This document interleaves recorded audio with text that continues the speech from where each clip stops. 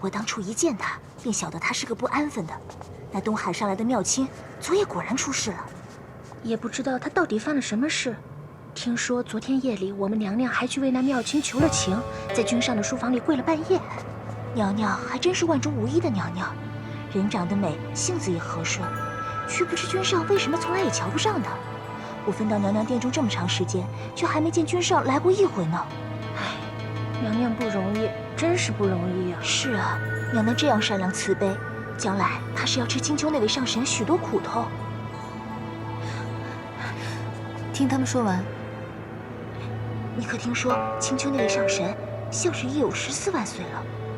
竟有14万岁了，那不是成老太婆了吗？哼，老不知羞的，定是用法术迷惑了君上。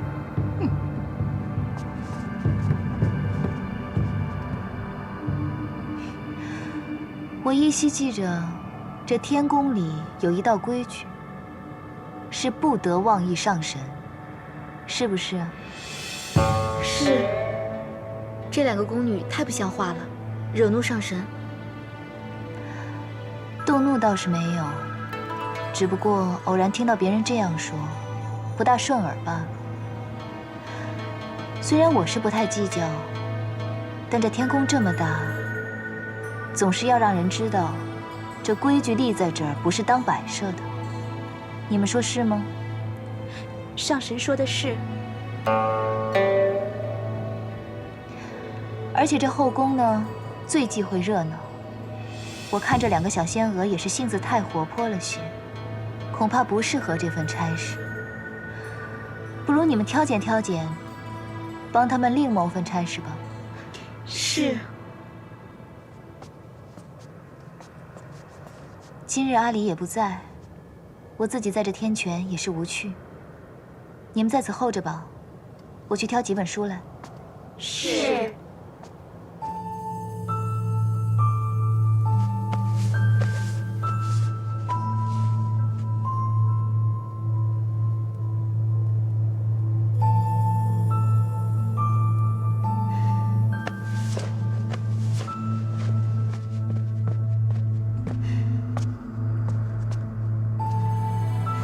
你是不是给阿离喝酒了？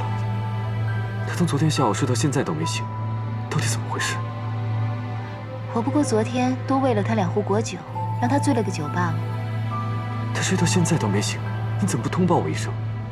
为什么不找药王来给他看一下？阿离还是个小孩子，你干嘛这么紧张啊？我小的时候去偷喝折颜的酒，醉了4、5天都没醒，我爹娘也没怎么样。再说了，阿离不是个男孩子吗？你这么娇生惯养他，免不了长大了他要娘娘腔的。阿离不是你带大的，所以你就一直将他当成祭子看待。如果他是你亲生的，你还说得出这种话吗？没错，老身自然生不出来这么一个活泼讨喜的孩子来。只可惜生了阿离的那位烈女子，已经跳下了诛仙台。老身师承昆仑虚，修的是逍遥道，自然没修得一副菩萨心肠，带不好你的阿离。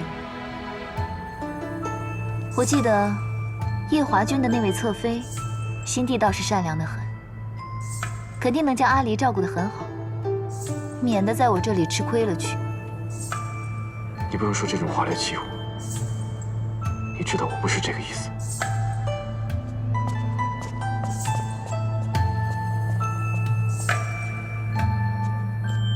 一大早就被2个天族的奴婢编排也就罢了，回来还要被天族的太子教训。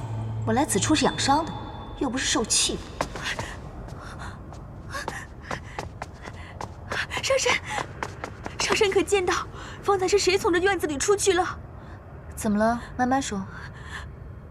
上神责罚奴婢吧，都是奴婢的错。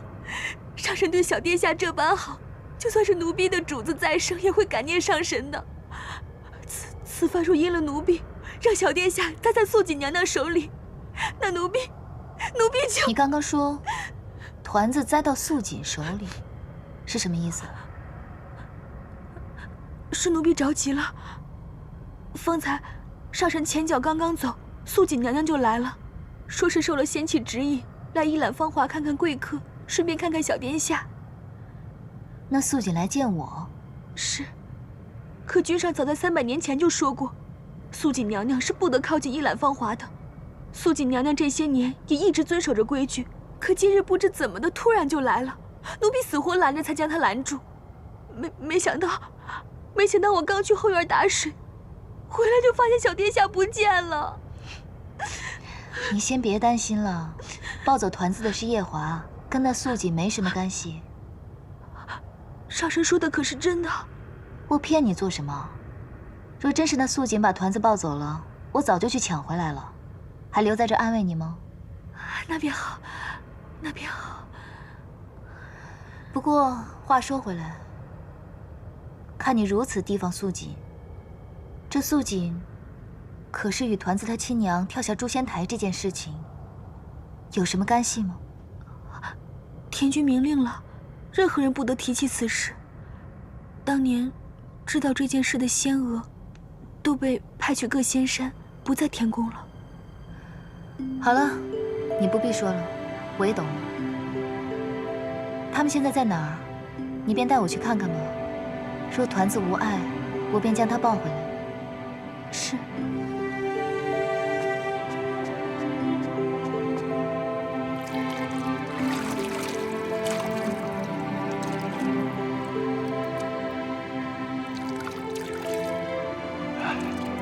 君上不必担心，小殿下只是酒量太浅，没什么大碍，在这醒酒汤里泡一泡，黄昏之前就能醒过来了。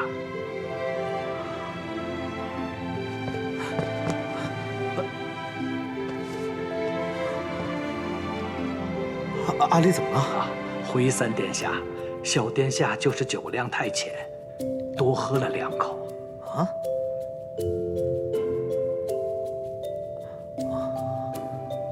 好，你先下去吧。是。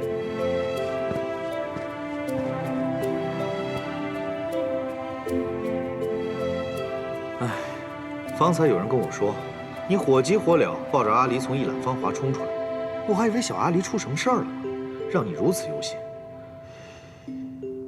啊。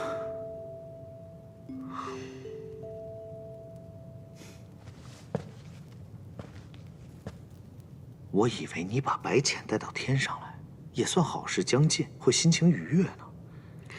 可看你这脸色，也没好到哪儿去啊。是因为要做新郎官焦虑了？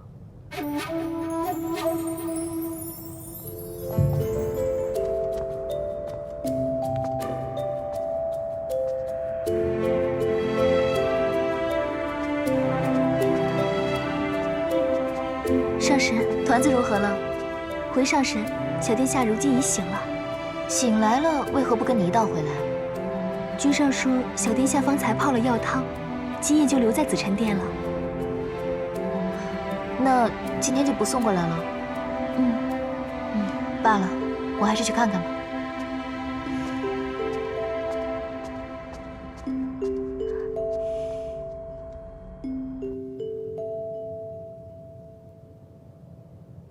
说什么青丘女帝，还未嫁人的女人都不懂得学会照顾孩子。阿离才这么小的年纪，就为了这么多的酒，睡了1日1夜，都不觉得内疚。若是以后嫁入洗梧宫，怕阿离是没有这样的好日子过了。青丘的人大多善吃酒，他并非有意而为。是啊，我娘亲她就是觉得我爱喝，就宠着我，让我多喝了几口罢了。还娘亲呢？谁教的？白浅上神。她就是娘亲，是父亲画上的那个娘亲。画上的？回娘娘，臣妾前2日见到姑姑时也吓了一跳，确实很像。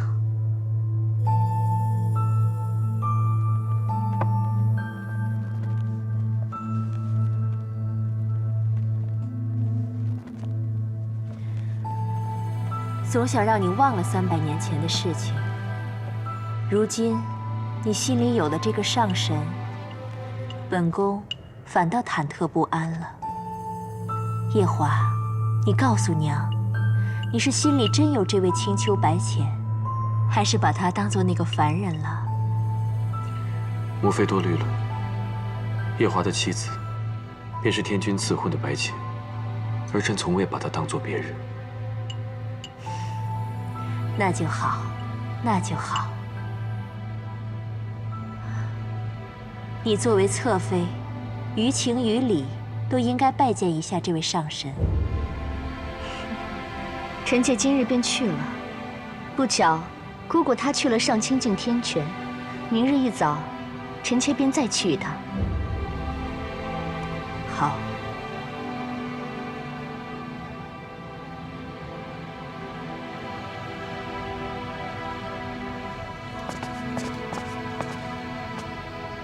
上神，平日两位不是贴身伺候吗？今日怎能守在殿外了？君上在殿内和乐须娘娘在一起。乐须娘娘，夜华的母妃。正是。上神找君上有什么要事吗？也没什么要紧事，就是想来看看阿离。那要不要属下去通报一声？不必了，我迟些再来吧。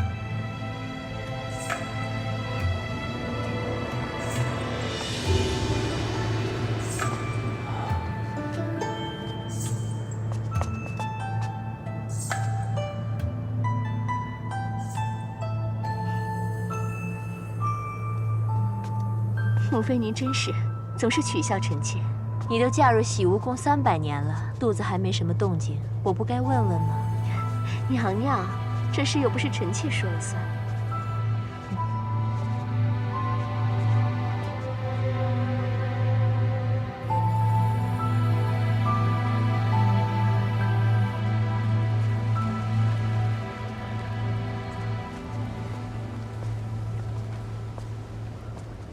白真上神，不必多礼。折颜可在里处？上神从昨夜来，就一直守在大哥身旁。他从不会因此乱了方寸。我总觉得你大哥的病哪里不对，却又说不出来是什么问题。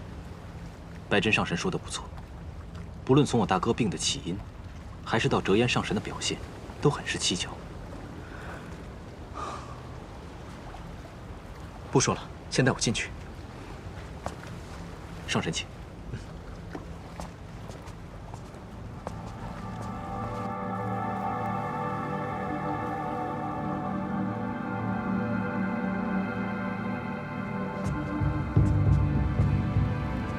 上神，从昨夜来你就从未休息，可否需要我吩咐下去，准备休息的房间？不必。我已经有法子救他了。稍后我会离开几个时辰，回来的时候会带一位使者，负责调养你兄长的身子。多谢上神，多谢上神呐！小儿病了600多年了，终于有得救了。可否请你们回避一会儿？是。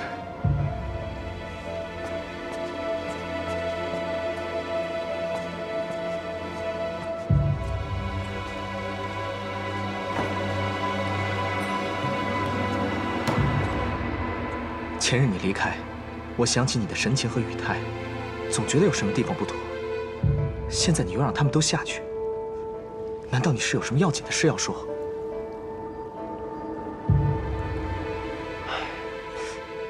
你倒是说呀！真真，你或许猜到了，父神的嫡子，这四海八荒唯一的战神墨渊，如今竟然弱得要靠旁人的一缕仙气来护养。墨渊？你说他是墨渊？是他，也不是他。墨渊就在这里，他在西海已经600年了。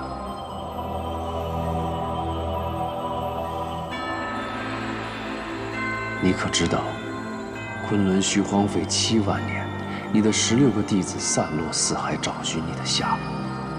你可知道，你的小17为了保住你的仙身，每日一碗心头血，养了你足足7万年。墨渊，你终于回来了。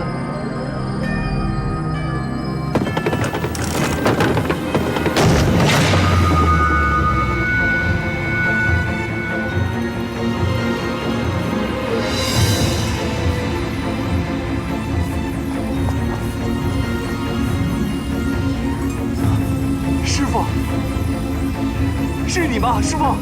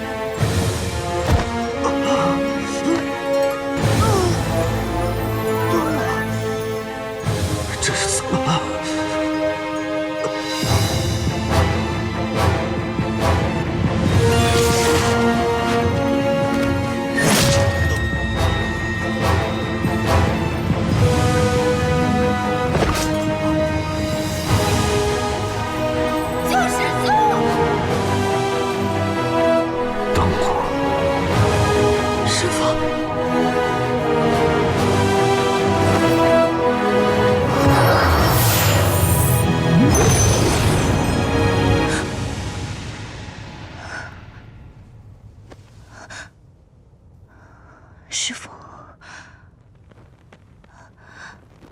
好久没有梦到弱水河一战了，我这是怎么了？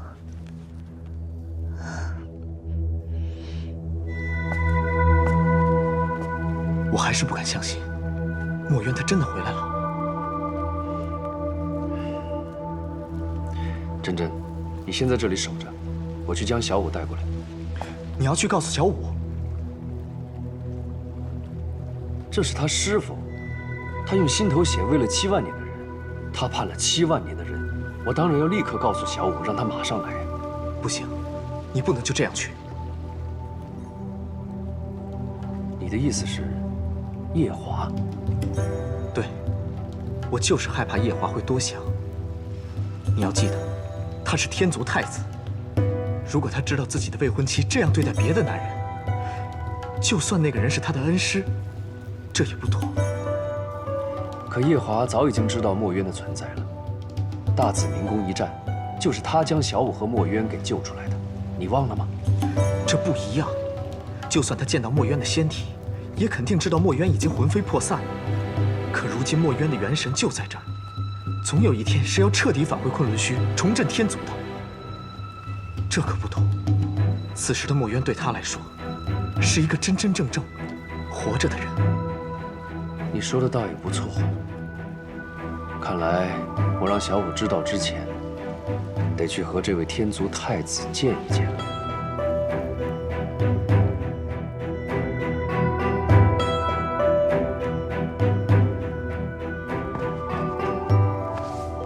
君上，君上为何今天脸色如此难看？无妨，何事？哦，折颜上神来了。折颜。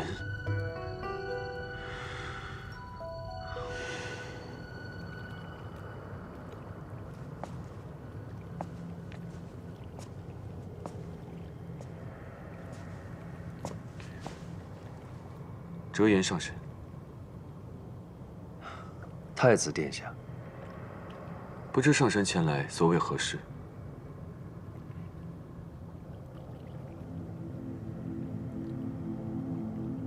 墨渊要醒了。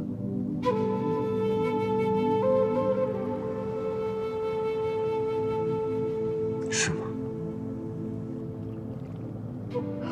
太子殿下难道就没什么想说的吗？没有。只只是不知道什么时候能够醒。他如今借了西海大皇子的身体，正在慢慢的恢复元神。照眼下估计来看，大概还要7、8千年左右才能真正的回归到仙身。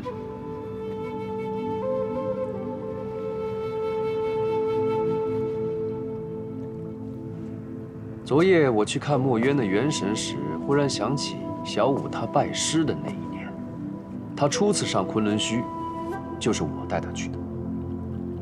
那时他听说墨渊是个战神，开心许久，还以为墨渊一定是那种有着3头6臂、气吞山河的上神。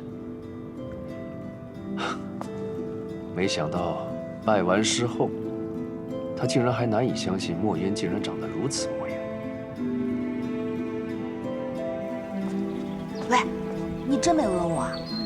他真的是四海八荒唯一的战神墨渊啊！怎么，你都已经收了人家玉清昆仑扇了，也拜了师傅，难道后悔了？可他长得真的不像战神。我何处不像战神了？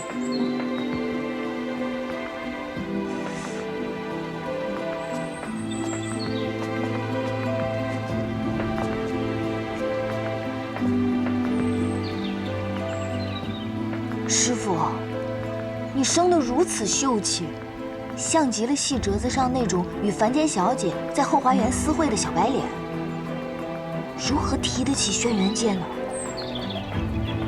你是唯视我像小白脸？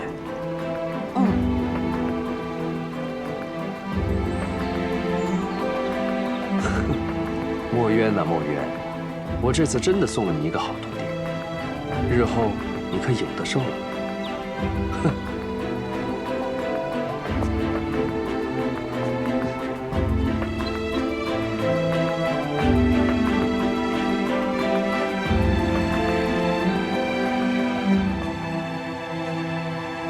只是一时感怀，太子殿下不要太介意。无妨。夜华，你可曾怀疑过自己就是墨渊吗？没有。但我真的认错过，甚至于到昨晚上，都还在恍惚呢。我要去找小舞了。上神，请留步。可有什么法子，能让墨渊上神早日醒来？太子殿下竟如此想让墨渊早醒吗？这是先前这7万年来的夙愿。墨渊上神早醒一日，先前便能稍等一天。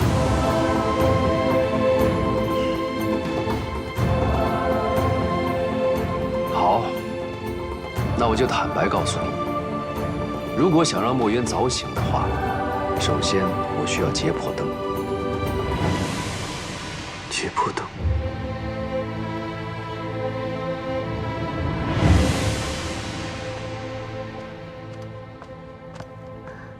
上神醒了。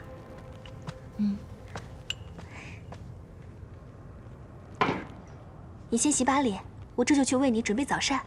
不必了，我想去趟紫宸殿，陪团子一起用早膳，他应该会欢喜的吧？是呀，小殿下可喜欢上神了，一定会高兴的。我这就带上神去。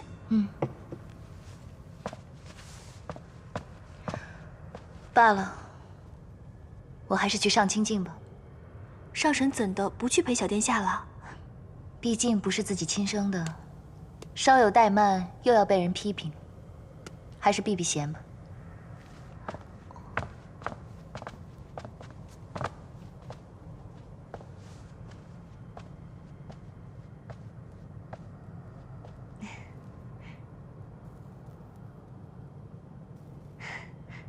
妹妹昨日一直在紫宸殿里陪乐西娘娘照顾小殿下，今晨终是脱身，便急匆匆地赶过来，特意想过来拜一拜姐姐。你既然这么急着来拜我，为何昨日初见时不拜，现在才拜？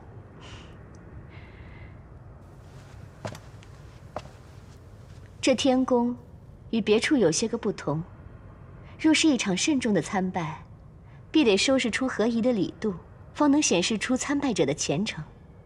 这按照天宫的规矩，姐姐方值天宫，妹妹便该来参拜的。只是这件大事，君上从来没同妹妹提起过。是以昨日初见，竟没能认出姐姐来，殿前失仪，倒让姐姐笑话了。此番妹妹来的这样迟，先给姐姐赔不是了。却是我初来乍到，不懂你们这天宫的规矩。听你这样说起来，倒还挺有趣的。那你便依着这规矩来拜我吧。方才妹妹已经拜过了呀。拜过了？你这拜也太平易近人了。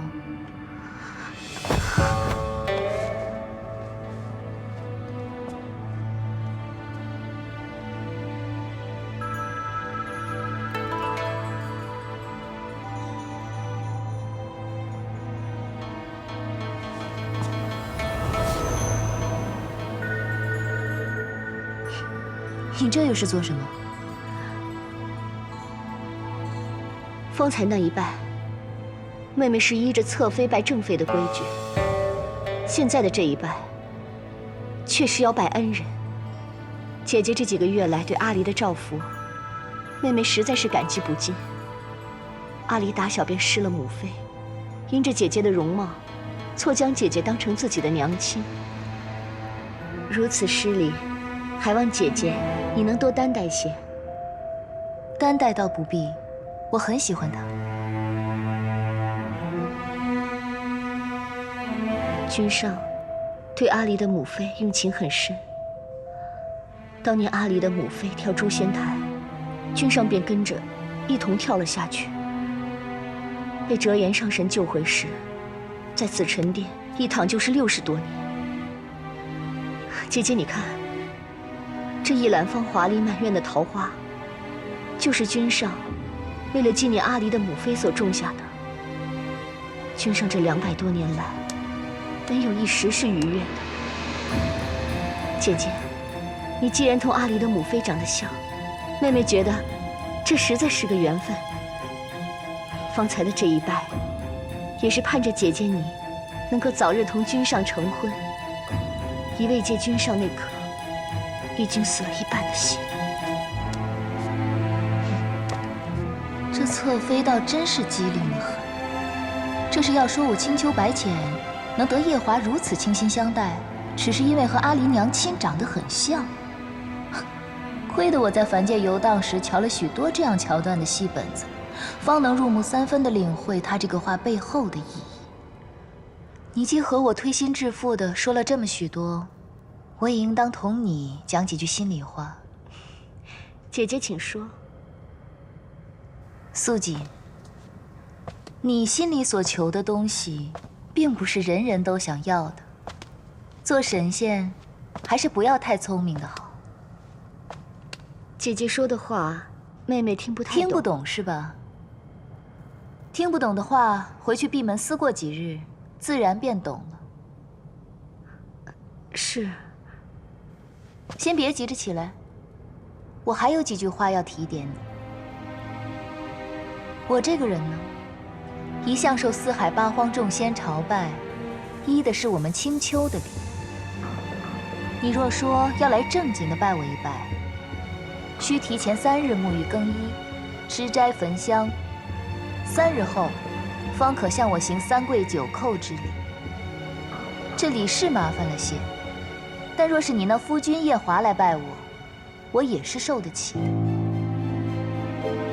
只是我一向不喜欢小仙们这样来拜我，我觉得太过繁琐，一手心意到了便可。所以你下次若是说来正经的拜我，还是行我们青丘的礼，不必跟我提天宫的规矩了。都是妹妹疏忽了。再者，我阿娘之前并未给我添过什么妹妹，你年纪轻轻叫我一声姐姐，叫得我心里不太舒服。所以，你还是跟着规矩，叫我一声上神吧。上神，你退下吧。是。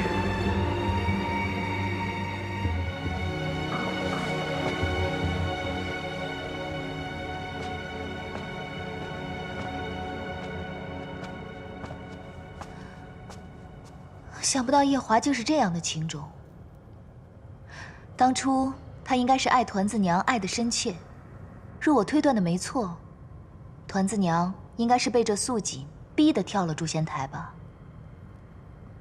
以夜华的性子，怎么没将这素锦给劈了？上神料得不错，是劈过一回。你说什么？那时君上方醒过来，身上不济且万念俱灰，没有一丝活气息，整日只一个人关在殿中，连小殿下也不理。可不过2个月，天君便令一顶轿子将素锦娘娘抬进洗梧宫。那一日，君上将一把冷剑刺入她的胸膛，天君及时赶来，将她救了回去。后来，她由天君保着，成功入了洗梧宫。君上一直把她当成养着我家主子眼珠的一个罐子罢了。眼珠？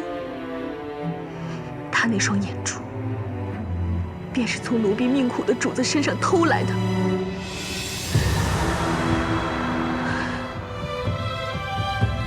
乐胥娘娘说，君上以为将自己的心思瞒住，让九重天的人以为他不在意我家主子，便能保住我家主子的命。可他的心思瞒住了天上诸位神仙，也让我家主子心灰意冷了，以为君上当真嫌弃了他，却没瞒过天君，终究还是要了主子的一条命。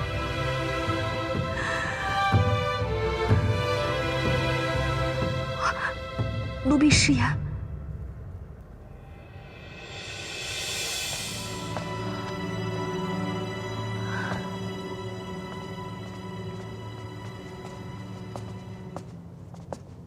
折颜，刚刚那个侧妃是不是看到了你，所以才行如此大礼？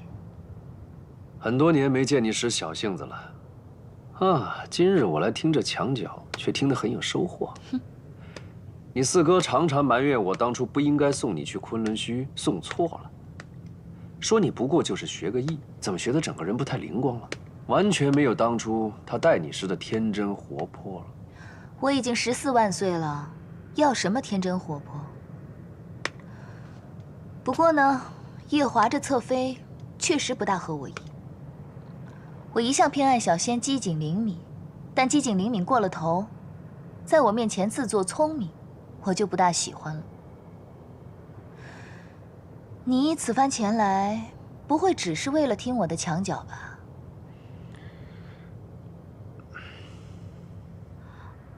奴婢先去上清静，候着上神。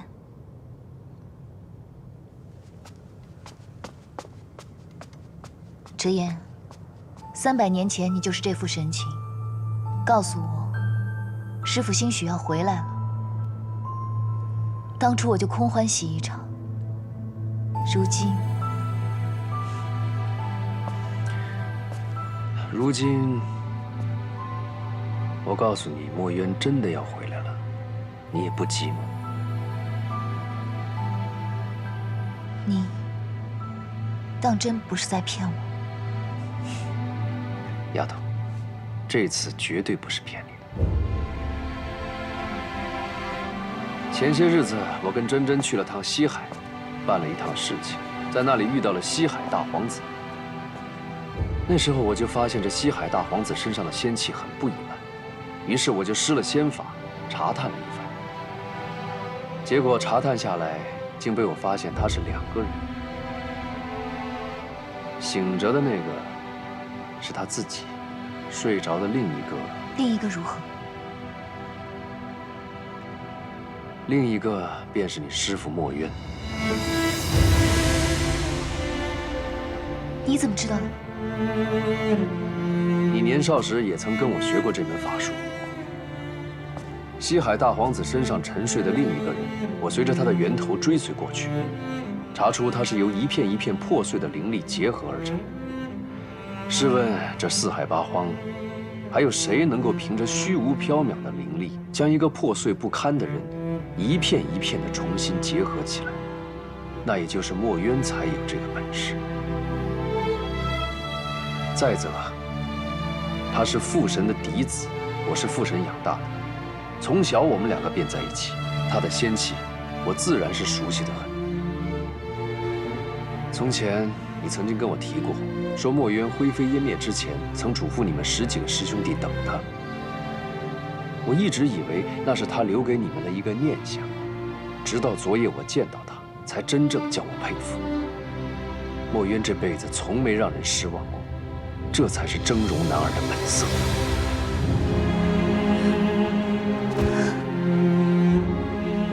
师父，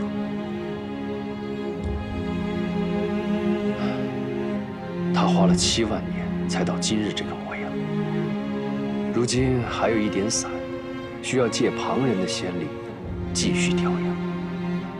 想必也是因为如此，墨渊才沉睡在西海大皇子的身体里，借以调养。只是不知，那西海大皇子可担得起师父？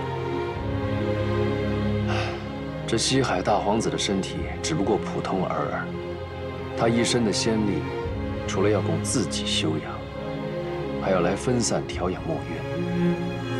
日子久了，渐渐就把身体拖弱了。墨渊如果真的要醒来的话，恐怕还要7、8千年。只是，这师父为何要挑大皇子？墨渊选择西海大皇子，自然有他的道理。我还记得这西海大皇子年幼时曾经欠下墨渊一个恩情，此番就当是他报恩吧。何况这西海二皇子本来就是你大师兄，就当他哥哥替弟弟报了师恩。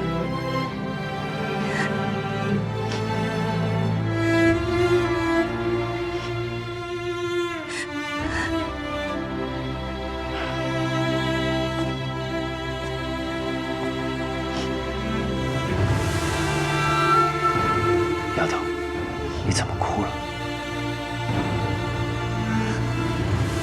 这件事情，我心心念念了7万年，我真的怕又是空欢喜一场。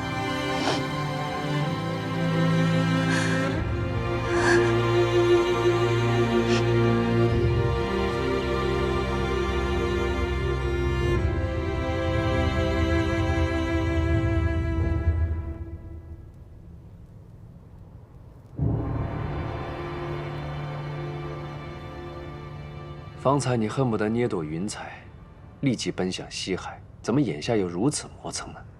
方才听完你说的这番话，我实在没办法好好的待在这9重天了。就算师父还没有醒过来，我也想去看一看他。只怕你突然离开，没法对你未来的夫婿交代。来这上清净疗伤，我终归欠他人情。若是不告而别，显得我没度量；若是去告别一番，罢了。夜华君，多谢这几日的招待。芊芊，你真的要离开我了吗？上神留下这一封信就走了。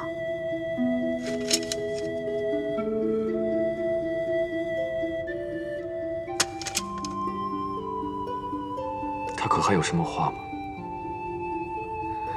一句话也没有，看上去应该是家里出了什么要紧事，红肿着一双眼睛，也来不及看眼小殿下就走了。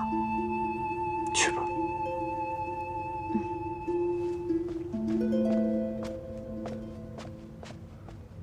他不是刚来吗？怎么忽然又走了？有件事他会请求去处理。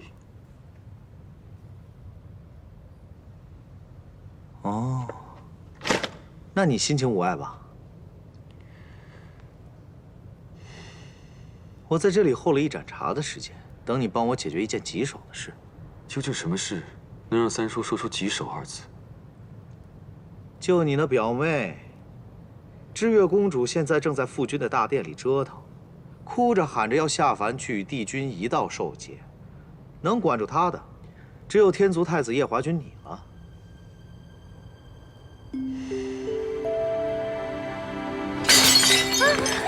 我都摔了这么多东西，你们还不放我下凡历劫吗？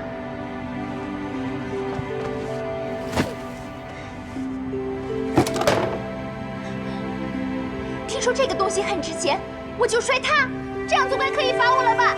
公主，公主，这个不能摔啊！若是摔坏了，就酿成大祸了。让他摔。太子殿下，三殿下，表哥，你就这么想见东华帝君？我都1个多月没有见到帝君了，我想见他，我也想陪他去历劫。凭什么那个青丘白凤九就可以陪着他，我就不可以？我明明也是公主啊，我还是你太子夜华的表妹。你是不是不惜一切都要去见他？对，不惜一切。那你就摔吧，摔完我罚你下凡历劫20年。真的吗？真的。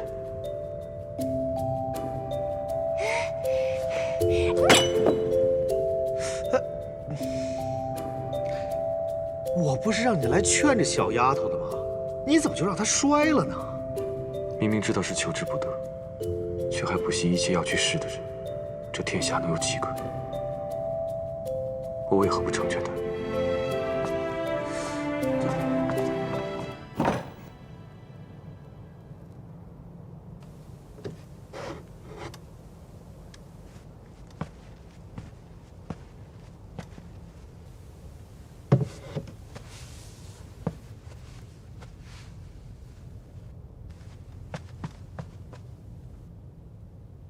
夫君，你怎么又将这结盆灯拿出来了？你当初不是说这灯一直燃着，娘亲就会回来吗？如今娘亲已经回来了，这灯还有什么用吗？夫君得将这灯送到一个地方，有人等着用它。那夫君快去快去，要用灯的人一定等得很着急。夫君送完灯能去找娘亲吗？阿离，你的娘亲是青丘女帝，她有很多重要的事情要处理，不可能日日陪你在天上。阿离明白，只是阿离好想念娘亲。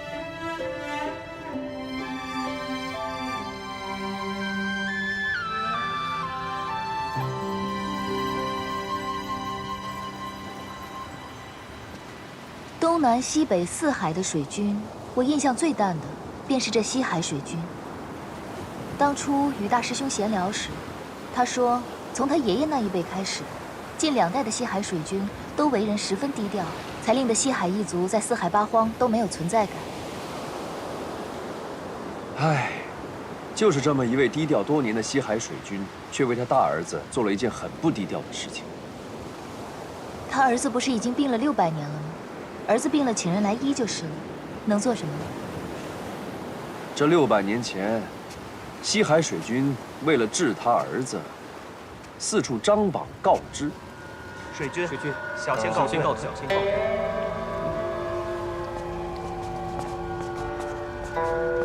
海将军，水军，马上派人张贴告示，告诉天下人，有谁能治好小儿之病，本军有重重赏赐。是。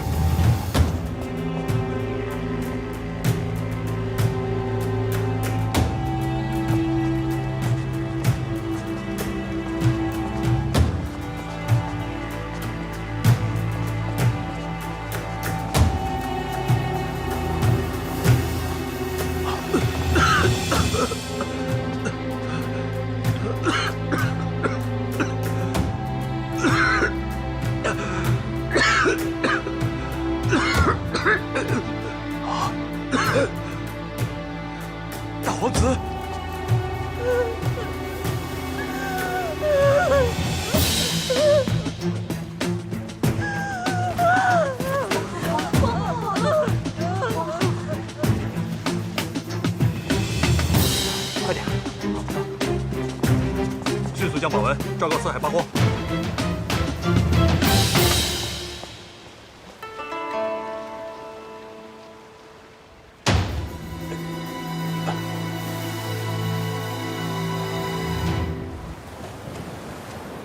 你为何要凑这个热闹？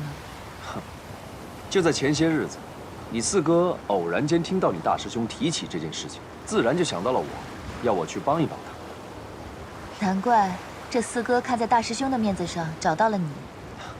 你以为呢？要不是因为你，我又怎么可能会出来呢？冥冥之中，也算是大师兄帮着师傅找到了你。若不是你，怎么会那么容易找到师傅的魂魄？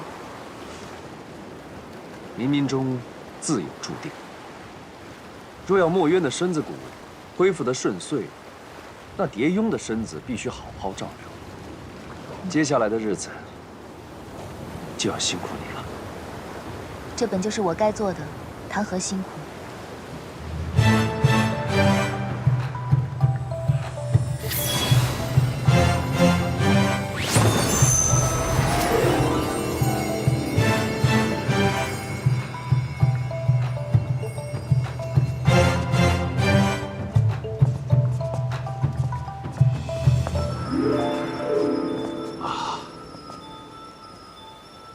上神走时说要带位仙士来，没想到这么快就到了。这位仙士是专门负责料理大皇子那种病患的，我不在这段时间，就由他来照顾大皇子。那就有劳仙士了。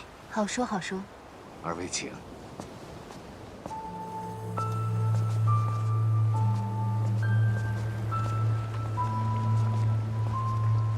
二位上神。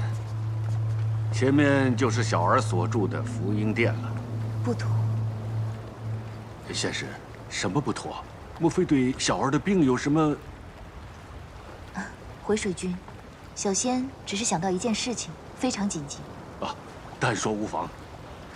是这样的，小仙方才想到，调养之事需要十分的清静，可否方便水君立个规矩，从明日起，包括水君本人，不要靠近这里。好，夫人，你先回宫，我独自带二位上神入殿就行了。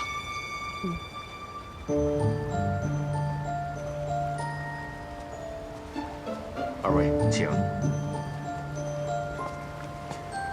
怎么了？我怕碰见大师兄。西海水君，不知二皇子现在身在何处呢？哦，昨天昆仑虚来了信函，说蝶峰已经到了那里，这2天恐怕回不来。二位请。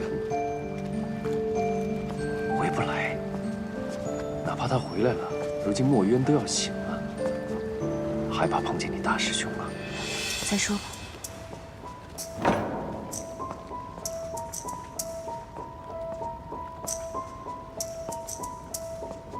请。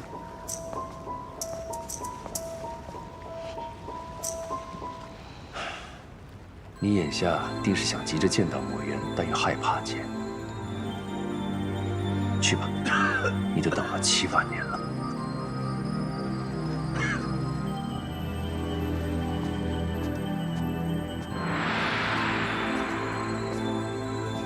仙士，这个就是我的大儿子蝶雍。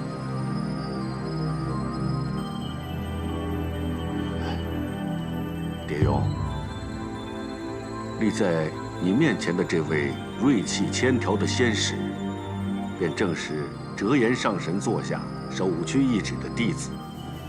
今后，你的几百年不遇的顽疾，便全权仰仗这位仙士来打理了。多谢仙士。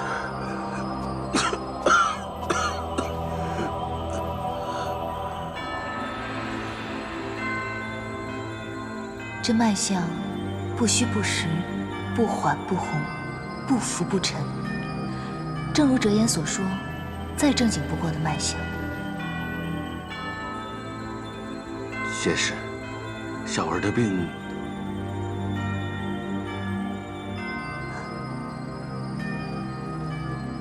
有劳水君去殿外面等等我，我等一下要使用仙法，探究一下大皇子的病根。这仙法需要清静。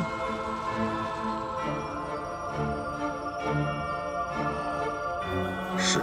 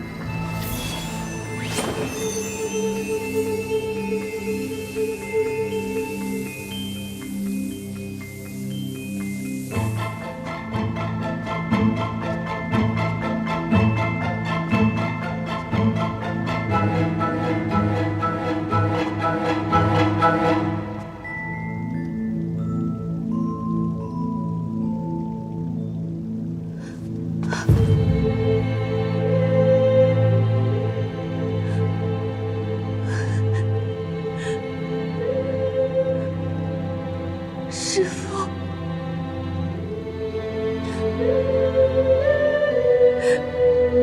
之前就听哲言说过，师父您在这。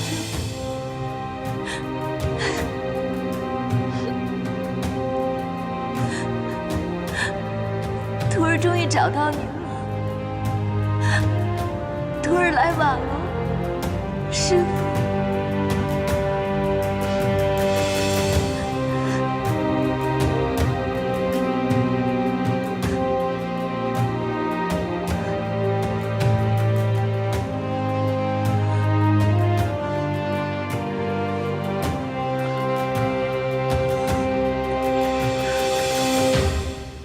哭什么呀？难不成我这病没治了吗？就算没治了，你也用不着伤心的哭啊。别哭了，医不好我不怪你就是了。我是喜极而泣。你这人，我原本以为你是心肠软，不曾想你看到我受苦却很开心呢。也没有多开心。大皇子，还是早点歇息吧。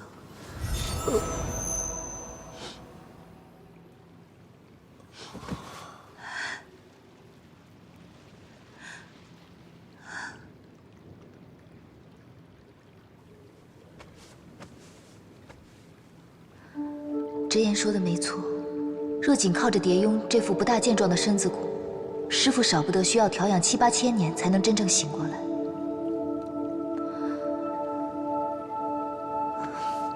不过，若能借得天族的劫魄灯一用，再将我身上这14万年的修为渡他一半，便能助师父早日醒来。看来，还是要回一趟九重天，亲自见见天君了。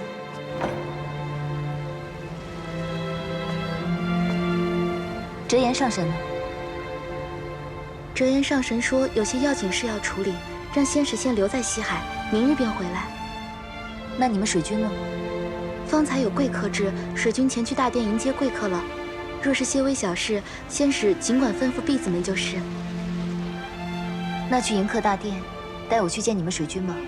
其他人留下照顾大皇子吧。是。仙使，请随我来。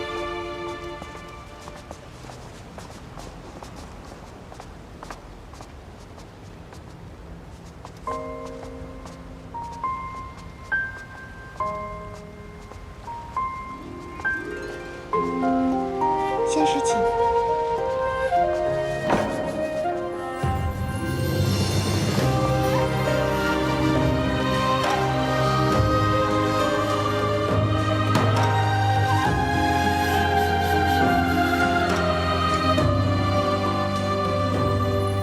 阿丽不是你带大的，所以你就一直将她当成继子看待。如果她是你亲生的，你还说得出这种话？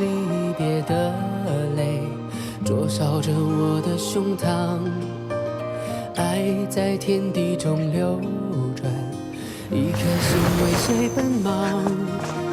四海八荒，身在何方？岁月该如何安放？如果爱太荒凉，我陪你梦一场，赎回你所有泪光。这一路有多远，这30有多长，执手到地老天荒。风起起，雾茫茫，雨滚滚，雪漫漫，一步步都陪你。就是你为救墨月留下的吗？牵着手，别惊慌，管明天会怎样，哪怕注定流浪，哪怕海角天涯。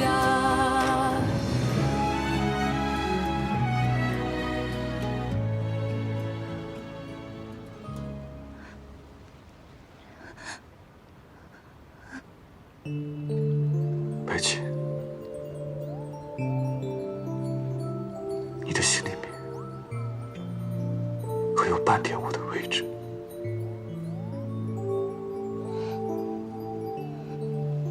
你等了他7万年，现在他回来了，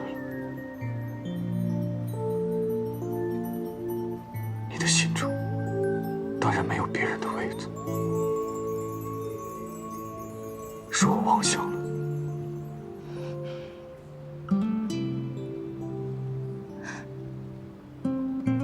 你说的这个人，可是我师父。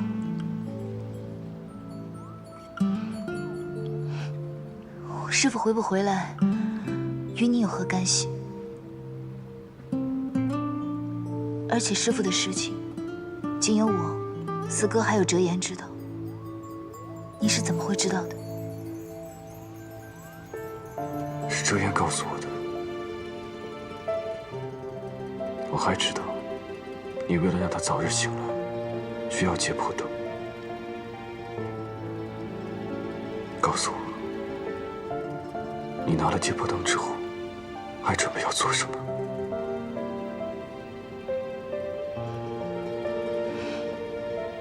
去营中拿神之草，然后将自己的修为炼成丹药，给蝶用服下。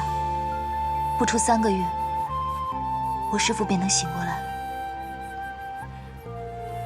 你疯了！你以为凭你自己的力量，就能轻易取得神之草吗？无论如何，我也要取到那神之草。我知道，看守神之草的4头凶兽异常凶狠。当年，就算是我阿爹去，也弄得伤痕累累。即便如此，你还是要去吗？我当然要去啊！为了他，你连自己的命都不要了吗？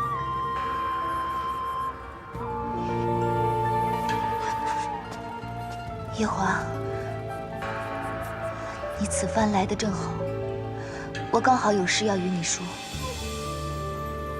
我们那纸婚约，不如就此废了吧。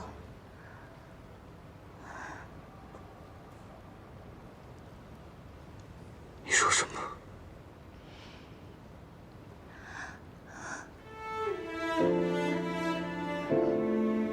我早就听说天君会传位给你，我也知道继任天帝天后要一同承受81道荒火、9道天雷的大业。我本应与你一起受的，但是我要将修为渡给师父，所以可能无法与你一同承受这业火了。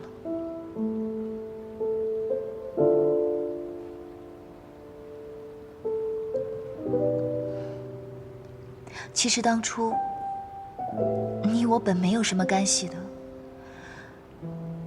只是因为那桑吉做错了事情，让我们青丘颜面尽失。天君怕两边下不来台阶，所以才定了你我这桩亲。如今便由我青丘去退婚，所有前尘往事也不必分得那么清楚了。我明白了。今夜你来我房中一趟吧。解剖灯不在天国，在我手上。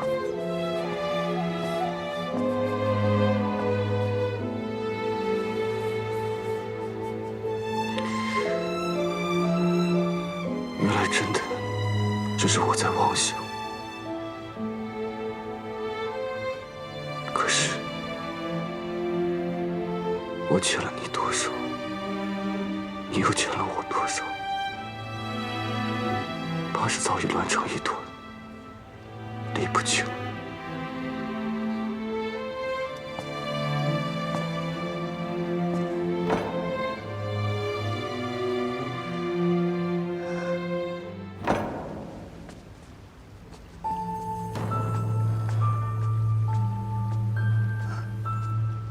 你们退下吧。是。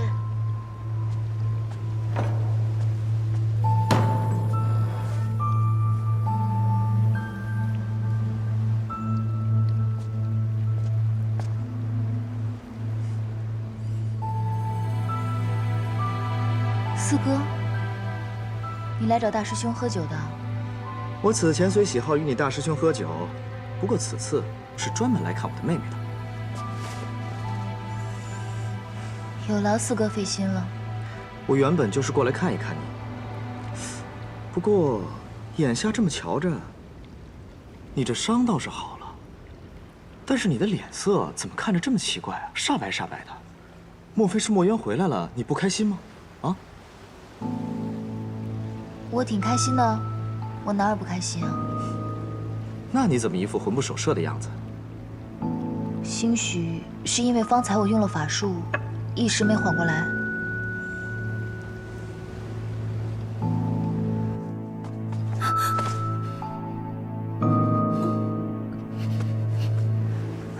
好了，同你说吧。不过，是因为团子同叶华生了一场嫌气。之前团子在我那里喝了2口果酒，谁知道小孩子酒量那么差，他醉了7、8个时辰都没醒过来。我觉得这本不是多大的事情，叶华看到了就同我生气了，还说我没把团子当成亲儿子来照顾。我一时气不过，就说了些重话。我让他去找他的侧妃照看他儿子，别再来找我。那阿离才多大一个娃娃呀？你给他喂了那么些酒，醉了7、8个时辰都没醒过来，也不派个人报叶华一声。而且你这个当后娘的，也不知了去向。他若心中没有半点起伏，那委实也是个人才。按照你的性子，往常这种事也就当个笑话罢了。可这次却赔了一身的风度，还端出了他那个侧妃，卯足了劲儿刺激他。你这么反常的行为，该不会是吃醋了吧？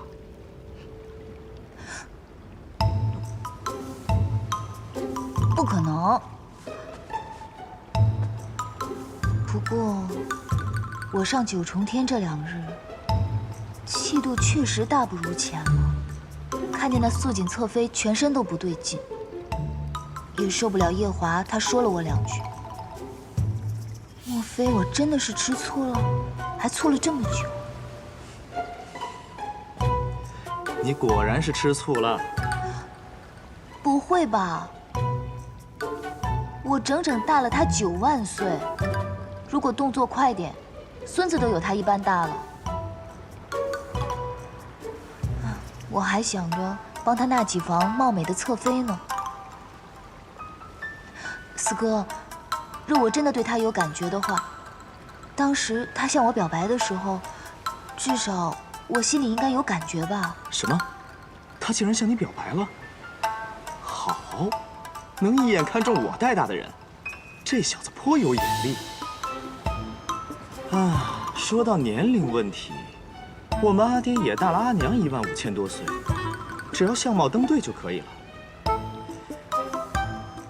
你们俩的相貌就很登对。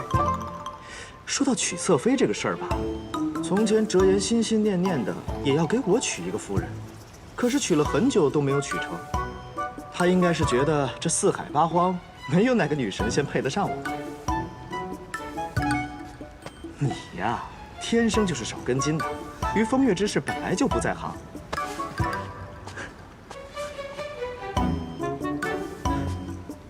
我问你啊，他若走了，你有没有什么不习惯的？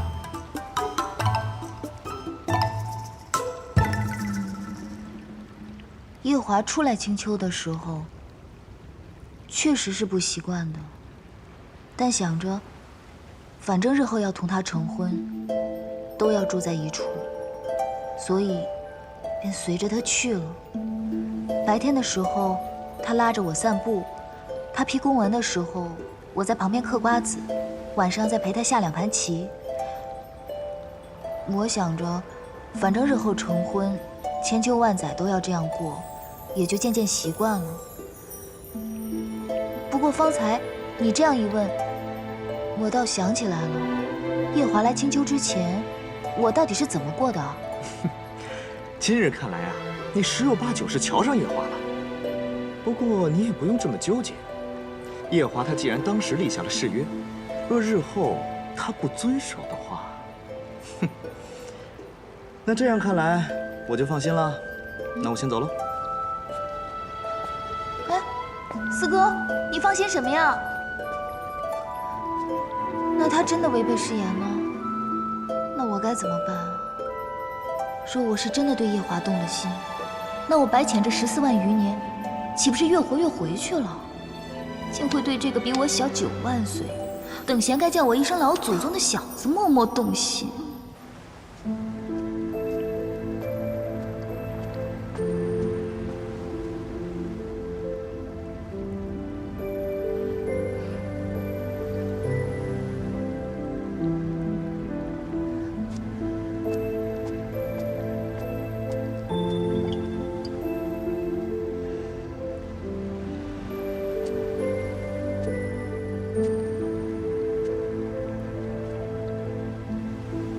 昨日团子醉酒时，奈奈还说，这小殿下的酒量正是随了他的父君，十分的浅。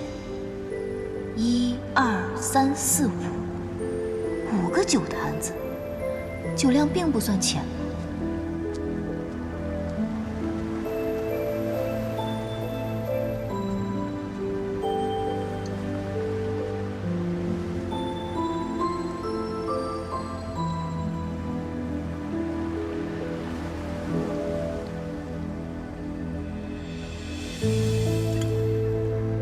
你是来拿解剖灯的？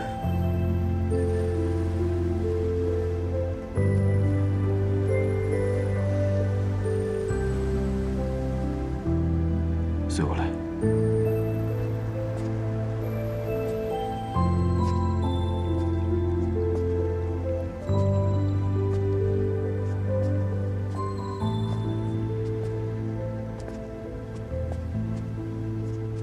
解剖灯在此。你把这灯放在蝶蛹床头3日，墨渊的魂魄便能结好。千万记得，这3日里，灯火不能熄灭，也不能用仙法保护，必须亲自点着。我知道了，我一定会细心照顾的。是我多虑了。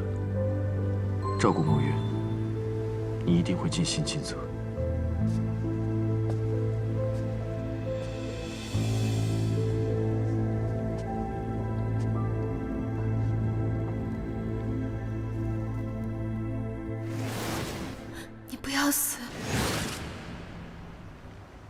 这灯上有凡人的气息，这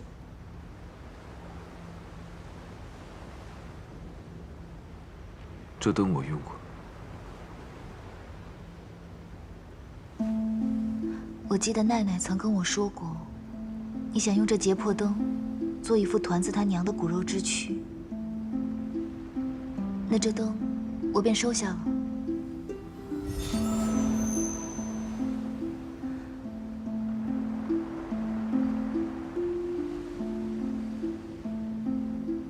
我知道，这结魄灯是天族的圣物，你就这样轻易的给了我，可有什么不妥吗？本来这次来借结魄灯之前，我还想着，借了这灯，青丘和天族的债，就算是一笔勾销，两不相欠了。但你这么轻易的就把灯给了我很感动。你帮了我这么大一个忙，我应该要回报你才是。你需要什么吗？你可以告诉我，能帮的我都会尽量帮你。我没什么想要的。你真没什么想要的？那我便先回去了。我想要的，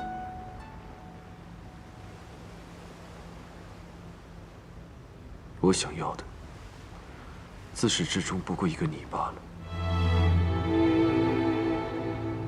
你想要我？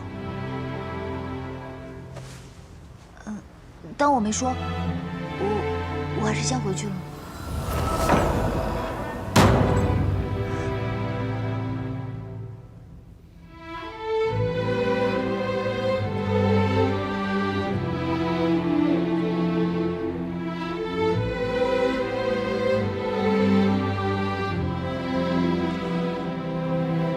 夜华。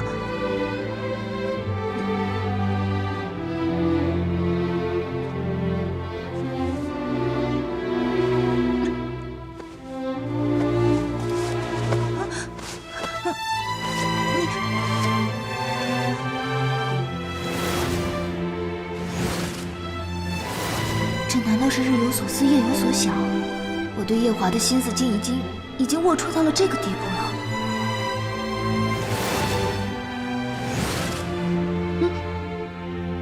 我的衣服呢？我嫌麻烦，用法术变走了。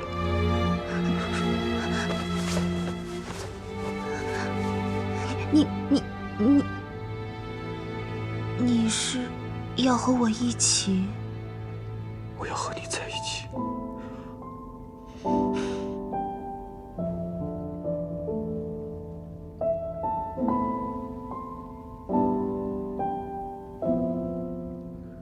今夜也许是我这一生最后一次完完整整的拥有你，哪怕你的心里只有墨月。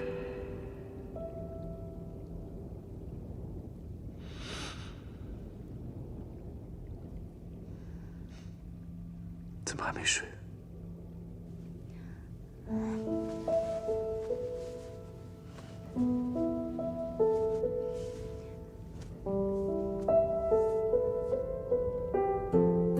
以前总听四哥说起你的威名，说只要有你的战士，没有不所向披靡的。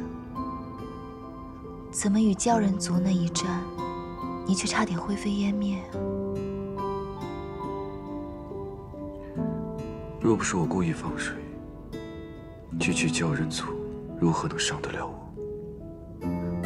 为何要故意放水？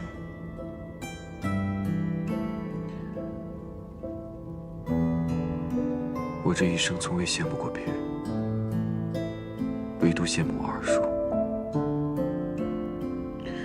他和绍兴私奔的事，你可曾听过？他和绍兴私奔的事情，你忘了？我可是当事人之一。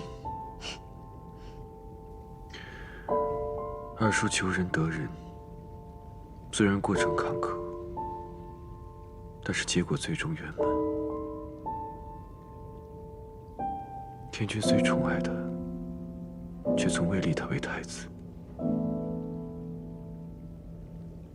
没有了太子这个身份的束缚，他脱身倒也脱得洒脱。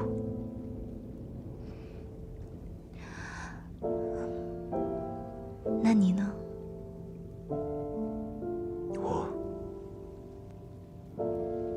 我虽是太子，所幸我爱上的正是青丘的白浅上神。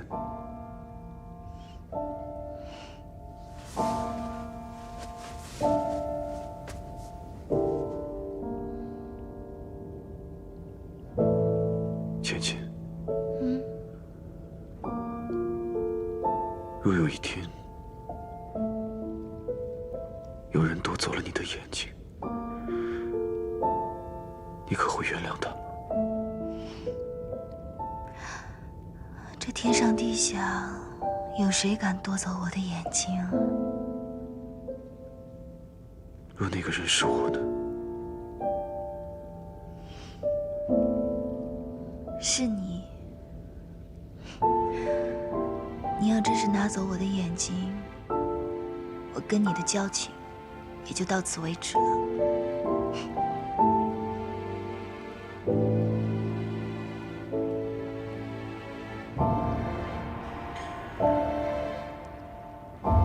那这波灯，你要记得，3日不灭，少1个时辰都不行，也不能用仙法保护，必须亲自盯着。我知道了，我一定会小心谨慎的，放心吧。